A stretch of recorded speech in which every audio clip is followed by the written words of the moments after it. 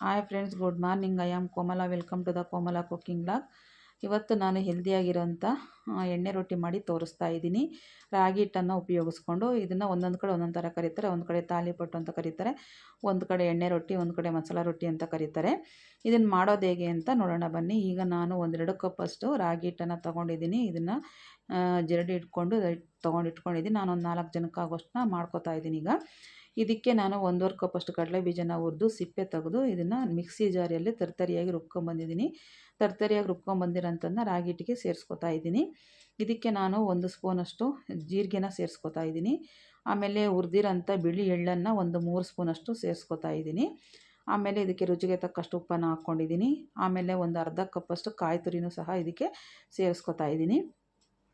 ಹಾಗೇನೆ ಒಂದು ಅರ್ಧ ಕಟ್ಟು ಸಬ್ಸಿಗೆ ಸೊಪ್ಪನ್ನು ತೊಳೆದು ಚಿಕ್ಕದಾಗಿ ಹೆಚ್ಚಿಟ್ಕೊಂಡಿದ್ದೆ, ಅದನ್ನು ಸೇರಿಸ್ಕೊತಿದ್ದೀನಿ. ಆಮೇಲೆ ಒಂದು ಹಿಡಿಯುವಷ್ಟು ಕೊತ್ತಂಬರಿ ಸೊಪ್ಪನ್ನು ಕೂಡ ಅಷ್ಟೇ ತೊಳೆದು ಚಿಕ್ಕದಾಗಿ ಹೆಚ್ಚಿಟ್ಕೊಂಡಿದ್ದೆ, ಅದನ್ನು ಹಾಕ್ಕೊಂಡಿದ್ದೀನಿ. ಒಂದು ಟೊಮೊಟೊನೂ ಕೂಡ ಚಿಕ್ಕದಾಗಿ ಹೆಚ್ಚಿ ಹಾಕ್ಕೊಂಡಿದ್ದೀನಿ. ಒಂದು 6 ಹಸಿರು ಮೆಣಸಿನ್ಕಾಯಿ ಚಿಕ್ಕದಾಗಿ ಹೆಚ್ಚಿ ಹಾಕ್ಕೊಂಡಿದ್ದೀನಿ. ಖಾರಕ್ಕೆ ಎಷ್ಟು ಬೇಕೋ ಅಷ್ಟು ನೋಡ್ಕೊಂಡು ನೀವು ಖಾರ ಮೆಣಸಿನ್ಕಾಯಿನ ಸೇರಿಸ್ಕೊಬೋದು.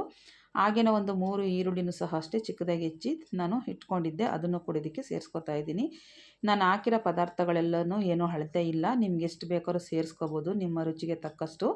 ಇದನ್ನೆಲ್ಲ ಹಾಕಿದ ಮೇಲೆ ಒಂದು ಸತಿ ಹಿಟ್ಟನ್ನು ಕೈಯಲ್ಲಿ ಮಿಕ್ಸ್ ಮಾಡ್ಕೊಬೇಕು. ಯಾಕಂದರೆ ಈರುಳ್ಳಿ ಟೊಮೊಟೊ ಸೊಪ್ಪಲ್ಲೆಲ್ಲ ನೀರಿನಂಶ ಇರುತ್ತೆ. ಅದಕ್ಕೋಸ್ಕರ ಒಂದು ಸತಿ ನಾವು ಹಿಟ್ಟಲ್ಲಿ ಈ ಥರ ಮಿಕ್ಸ್ ಮಾಡಿಕೊಂಡ್ರೆ ನೀರನ್ನ ನೋಡಿಕೊಂಡು ಸೇರಿಸ್ಕೊಬೋದು. ಎಷ್ಟು ಬೇಕಾಗುತ್ತೆ ಅಂತ ನಮಗೆ ನೀರು ಗೊತ್ತಾಗುತ್ತೆ. ಸ್ವಲ್ಪ ನೀರನ್ನು ಹಾಕ್ಕೊಂಡು ಹಿಟ್ಟನ್ನು ನಾವು ಕಲಸ್ಕೊಬೇಕಾಗುತ್ತೆ.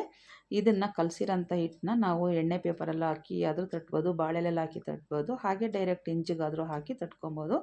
ನಾವು ಕೈಯಲ್ಲಿ ತಗೊಂಡು ಹಾಕಿ ತಟ್ಟೋ ಅಷ್ಟು ಅದಕ್ಕೆ ನಾವು ಕಲಿಸ್ಕೊಬೇಕು. ತೀರಾ ಗಟ್ಟಿನೂ ಇರಬಾರ್ದು, ತೆಳ್ಳಗೂ ಇರಬಾರ್ದು.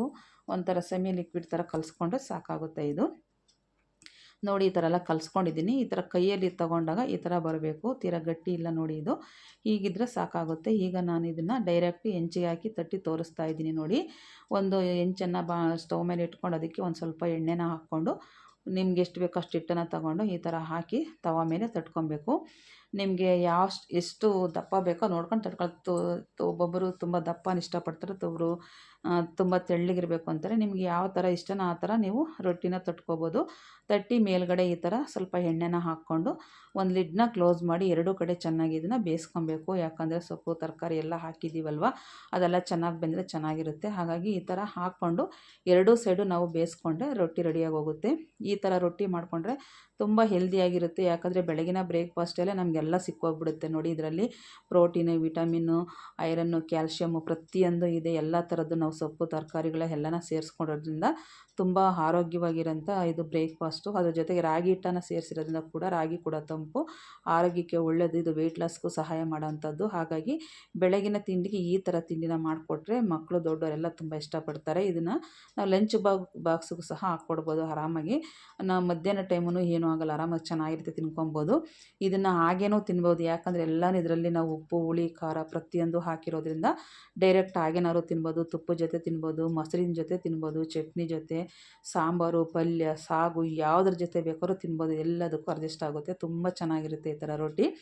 ನಾವು ವಾರಕ್ಕೊಂದ್ಸರಿ ಆದರೆ ಈ ಥರ ಹೆಲ್ದಿಯಾಗಿರೋಂಥ ರೊಟ್ಟಿಗಳನ್ನು ಮಾಡಿಕೊಂಡು ತಿಂದರೆ ಆರೋಗ್ಯಕ್ಕೆ ತುಂಬ ಚೆನ್ನಾಗಿರುತ್ತೆ.